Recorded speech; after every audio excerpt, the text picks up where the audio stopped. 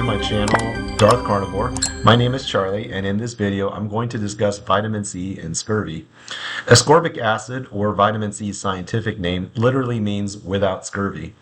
So here's a question I've wrestled with myself. If I only eat muscle meats, eggs, and salt, no plants, no vitamin C containing supplements, no liver, no organs, why don't I have scurvy? In fact, I've been thriving on this way of eating for a little over 2 years so far, but let's be honest. When people first hear about the carnivore diet, one of the first objections that come up is something along the lines of, don't you need vitamin C? Didn't sailors die of scurvy when they didn't have any fruits on long voyages? Among carnivores, we sometimes joke that we're all just waiting for scurvy to catch up with us, but I realize that if you're not already entrenched in the carnivore space, or maybe just curious about it, that joke doesn't always land. It actually sounds alarming. And if that concern isn't answered honestly, it can stop someone from ever exploring carnivore in the first place. Now, one answer you'll sometimes hear in carnivore circles is, well, if you're not eating sugar, you don't need much vitamin C.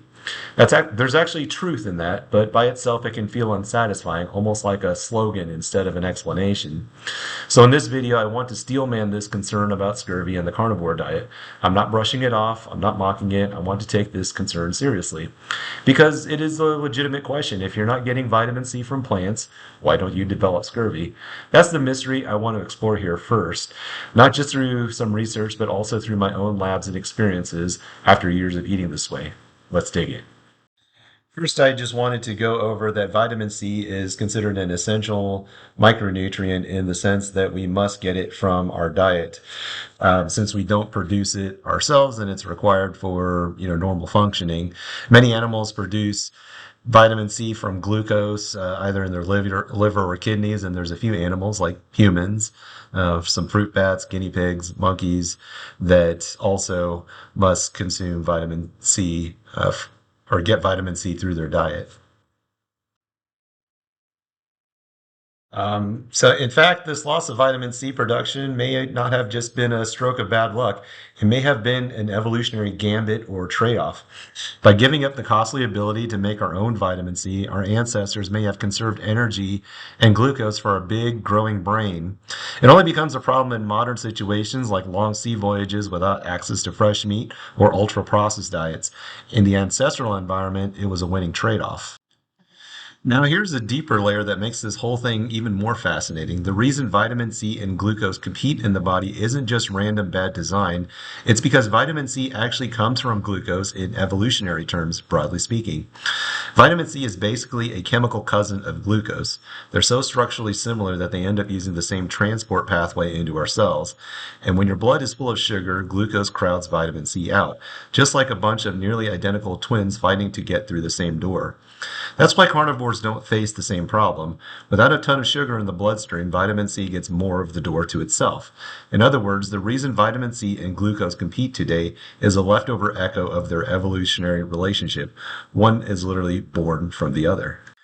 So just to finish up the supply side of vitamin C, glucose and vitamin C compete with each other. On the standard American diet, with more glucose outcompetes with vitamin C, therefore you need a higher vitamin C level. But then on the carnivore diet, the only glucose you produce is that which your body produces naturally through gluconeogenesis, and so it has more fair competition with vitamin C. So despite many nutrition databases, showing that vitamin C is zero on, meat and eggs, and that's just because it's just due to rounding. So it isn't that as carnivores we get zero vitamin C from our diet. It's just that it's just a little bit, but that little bit is enough. And we want to switch over to the demand context next. Now, after a little over 2 years on the carnivore diet, my vitamin C blood test showed a 0.6 milligram per deciliter result. There are many functions of vitamin C in the human body, and I'm just going to focus on two of them. Its most famous function is collagen support, and one of its more underappreciated roles is in antioxidant support. So this is going to form the basis of, why I'm getting a little bit of vitamin C from my diet. So it's not zero, but it is a little bit because it doesn't have as much glucose to compete with. inside my body. But I'm going to use this to explain the demand side for vitamin C to show that, in context, this is more than okay. Now, I didn't realize this for the longest time, but the body actually makes a lot of its own antioxidants, which is kind of like your body's overall fire department putting out, fires. So, uric acid is an antioxidant, vitamin C coming from, the little bit of amount that I get through my carnivore diet acts as an antioxidant. Glutathione is kind of like your main antioxidant, and it can help recharge or regenerate other antioxidants. Make it helps make a little bit go a lot farther. So.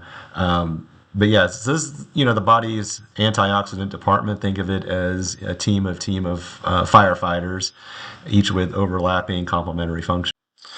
Now, on a standard American diet with a lot of ultra processed carbs, seed oils, other problematic ingredients, it creates a lot of reactive oxygen species, which are what the antioxidants try to quench.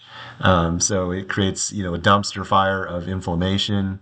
The SAD diet tends to be pretty inflammatory.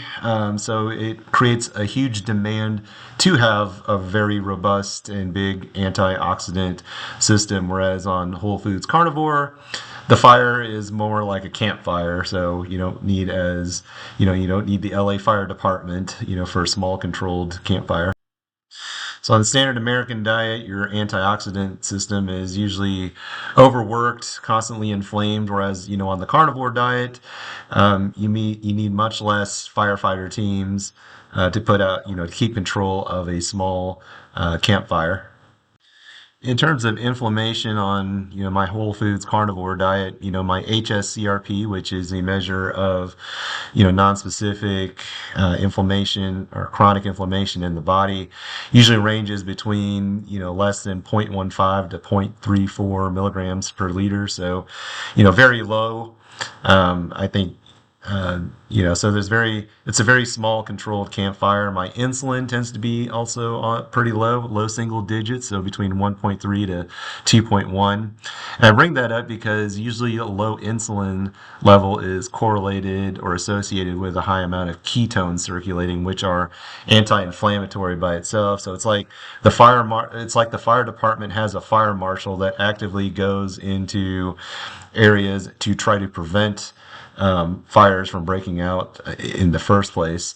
Then the other two metrics I have related to inflammation are my omega-3 index. So I do take quite a bit of fish oil when I'm not eating fish itself, and then I avoid seed oils, but it takes a long time for that to exit the body. So after 2 years on carnivore, it is, my omega-6 to 3 ratio is 2.3 to 1. I think it used to be 11.7 to 1 when I took that test, about 2 years ago. So on the carnivore diet, the demand for antioxidants is a lot lower, so that the few pieces of vitamin C that do get in and then get regenerated with the glutathione that my own body makes, a little bit goes a long way. So without a huge demand for antioxidants for to control inflammation throughout the body, the little bit of vitamin C I do get can be used for collagen support, wound healing, that sort of stuff. Last week I accidentally cut myself while trimming some rose bushes. I got a pretty deep cut on my right arm that has healed pretty quickly. I've noticed that in general, if I get nicked, it heals, pretty quickly. The last two dentist visits, my doctor said my teeth and my gums look pretty good. So if I was experiencing early symptoms of scurvy, I figure my dentist would have alerted me to that by now. And the other thing I want to kind of point out is that when, a little over 3 years ago, when I was 410 pounds, my hands and my feet would bleed a lot due to, extreme dryness, despite, a lot of attempts at lotioning. Now, I never got scurvy on, the standard American diet when I was bigger, but I think, I might have had some vitamin C insufficiency where, the vitamin C that was captured through my diet. My standard American diet was almost all devoted to fighting inflammation. I think it was corroborated with my HSCRP lab of almost 4 back then when I was, 410 pounds, which is, pretty high level compared to basically zero and, very low amounts, today. So I don't know. It just goes to show that with vitamin C, a little bit goes a long way, especially when your body isn't trying to, fight dumpster fire infernos. So it can do its, job of, collagen repair, among other things. So I think if you eat from an evolutionary ancestral way of eating, it tends to work out and you don't get scurvy.